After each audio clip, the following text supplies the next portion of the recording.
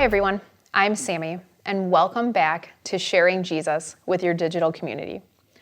Throughout this series, we've talked about how you can build personal relationships with people, how you can pray for them using digital tools, how you can share your story of how Jesus has impacted your life, and how you can use your social media and other platforms to share Jesus with the people who follow you online.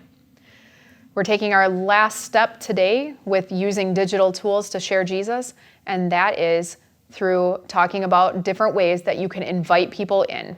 So let's get started.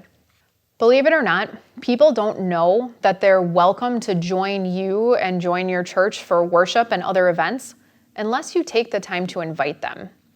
And inviting them can potentially make an eternal difference. In Ephesians 5, verses 1 through 2, Paul tells us whose example we should be following as we live our lives. He says, "Follow God's example, therefore, as dearly loved children, and walk in the way of love, just as Christ loved us and gave himself up for us as a fragrant offering and sacrifice to God." So Paul encourages us to imitate the ultimate example, God. God invites us to his table. He invites us to come to him when we're weary and burdened. He invites us to join him because of Christ in heaven. So we want to follow that same example. We want to invite the people that we know to join us in the family of believers. Like I said before, people don't know that they're invited to join you until you specifically come out and tell them that they're invited. I can't tell you how many times for Victory I've scheduled posts that say, "You're invited," or "Join us," or "We'd love to have you." And then we've still had people say, "Is it okay if I come? I'm not a member, is that all right?"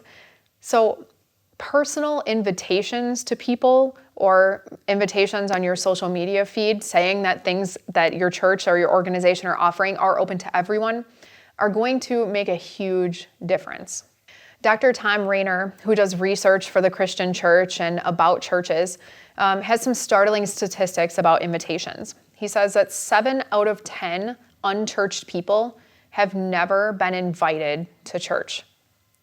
And yet, he also says, 67% of Americans say that a personal invitation from a family member would be very or somewhat effective in getting them to visit church. So, most people aren't invited to church, and most people say that they'd be open to it. You see the problem here?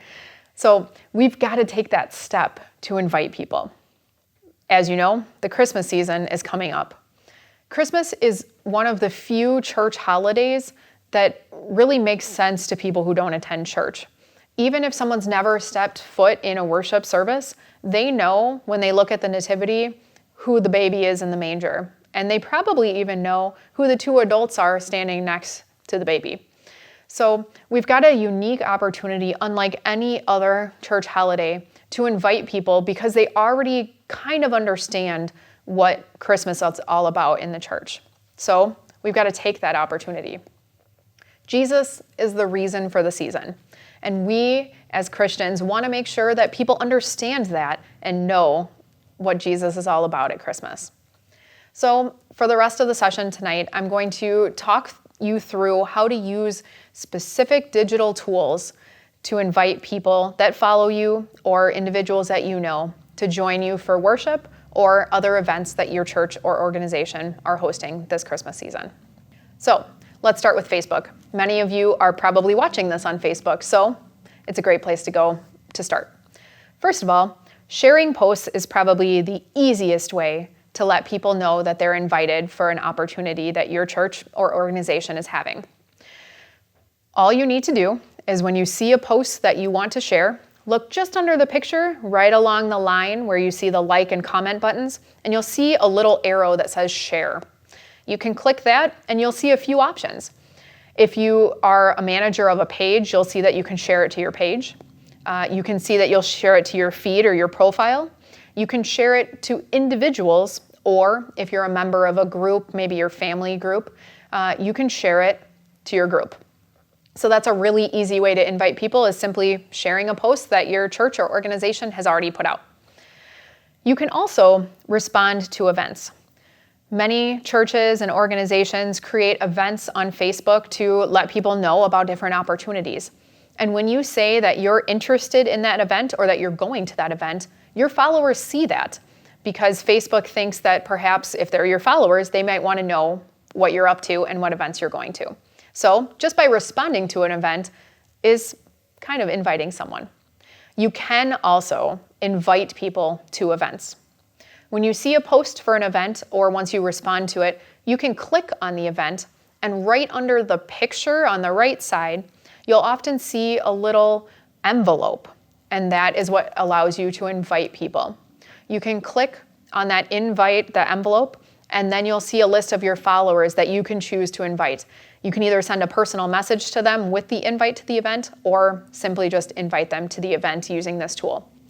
Right next to that invite event, you can also share the event to your page, to your group, or to your profile page as well. The last piece that you can use on Facebook to invite people is by updating your profile frame. This kind of depends on your church or your organization creating a profile frame, but Victory, rest assured, will have one available for you to use to invite people to Christmas at Victory coming up soon. What you do to update your profile frame is to click on your profile picture. At the top of the pop-up, you'll see that you can either update your profile picture or add a frame. So you'll click on Add a Frame.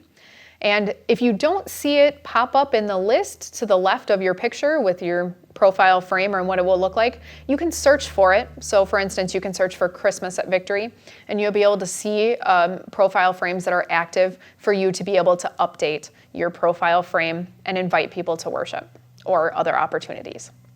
So those are just a few opportunities that you can use on Facebook to invite people to worship, to kids events, or other opportunities that you or your church are hosting to help people get to know Jesus this holiday season. Let's move on to Instagram. Now, if you're an Instagram user, you'll notice that it's not quite as easy, simply because you can't send a hyperlink to anything in a post. But that doesn't mean that it's not possible to invite people via Instagram.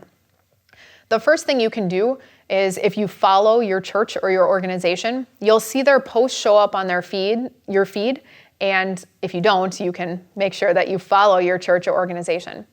And when you see a post that you want to share, you can easily share it to your story. Under the picture for the post, you'll see a little triangular icon that looks like a paper airplane. If you click on that, you'll see a pop-up come up where you can opt to add it to your story. So then once you put it on there, you can put a specialized message or a little emoji or something, letting people know in your story that they're invited to an opportunity to get to know Jesus. You can repost on Instagram. You can simply click on the 3 dots under a post and say copy link, and then use a reposting app to repost to your Instagram. I don't usually do this because it involves going to another app. So what I usually do if I want to repost information from a post is just simply take a screenshot. On my iPhone, it's clicking the circle button and the power button at the same time. Shrink down the screenshot to the image and then just share that as a separate post on my Instagram profile. Another thing you can do to invite people or make them aware of where you're at is by tagging a location. So even if your church or your organization is not on Instagram, you can often search for your location and you can tag that location in your post with a picture of you or your kids doing something cute to invite people into an event or opportunity. Finally, you can use the direct messaging function in Instagram to invite your followers. Just like you did when you went to share a post to your story, you can click on the little paper airplane icon, and rather than sharing to your story, you can click on followers that you would like to invite to an event. So that's Instagram. Now we'll move on to Twitter. Twitter is pretty simple to invite people. You can simply retweet a post that your church or organization shares about an event or an opportunity to get to know Jesus. You can click retweet and it will go right to your Twitter feed, or you can retweet with a comment to add a little message or an invite to the event. You can also kind of instigate that invite by finding a link to your church's or your organization's event that you want people to know about. Copy that link into your Twitter feed and then send a message with some hashtags, and then your followers will be alerted about this opportunity. Finally, while you're at the event, you can live tweet. If someone says something cool or you've got some really fun pictures of what's going on, you can just continually tweet about that event for people to become aware of the opportunity. So that's how you use the main social media platforms to invite people to events. But I do want to remind you that we really want people to know Jesus, whether they come to our church or not. For people who love their church like me, this hurts. Oh, I hate it because I want people to come to my church. But really, the relationship with Jesus is the most important part. So I want to share some other tools you can use to share Jesus this season and not just invite to specific events that your church is hosting. You probably have the YouVersion Bible app, which looks like the icon you see on your screen. This is a great tool that you can use to help people dig into their Bible, whether they're familiar with the Bible or not. When you start a plan on YouVersion, you can say whether you want people to know that you're reading this or you want to read it by yourself. And if you click yourself, that's fine. But you can also say that you want to read with friends. When you click this button, YouVersion will encourage you to invite people that you're friends with on YouVersion to read with you, and they'll provide you with a link that you can use to invite people outside of your friend circle on YouVersion to read the plan with you. You can copy this link and put it on your Facebook profile, your Twitter feed. You can put it in a direct message or a text or an instant message to invite people to join you in reading a Bible plan on YouVersion. Like we talked about last week, you can also use YouVersion to create Bible verse graphics. If you scroll down in your feed, you'll see that there are some that are pre-made for the verse of the day, or you can click on the create an image icon on the end and select your background and your verse to share to whatever platform you want. And like I've alluded to, obviously the most important way that you can invite people is individually. You can send texts, instant messages, direct messages to people to let them know they're invited. You can send a link to the event page that your church provides for you. You can take a picture or a screenshot of that page and send people information. Or you can message a graphic or yourself holding a paper invite card to let people know that they're invited. So this holiday season, I want to invite you and encourage you to take 10 minutes. That's it, 10 minutes of your time to make an eternal difference in someone's life. When you invite someone to read a Bible plan with you, or attend an event, or attend a worship service with you in person or online, you'll never know, potentially, the impact this has. But the Holy Spirit works in that person and prayerfully helps them to build a relationship with Christ. So 10 minutes of your time has an eternal impact. I want to personally thank you for your time in watching this series on sharing Jesus with your digital community. It's my hope and my prayer that this has empowered you to tell your story of how Jesus has impacted your life and how you can use digital tools that you're on every day to share Jesus. I'd love to know how you're starting to do this already, so I encourage you to leave a comment in the post to let us know what you're doing, what you're struggling with, and how you're sharing Jesus with the people around you. Thank you so much, and God's blessings to you this holiday season as you share Jesus with your digital community.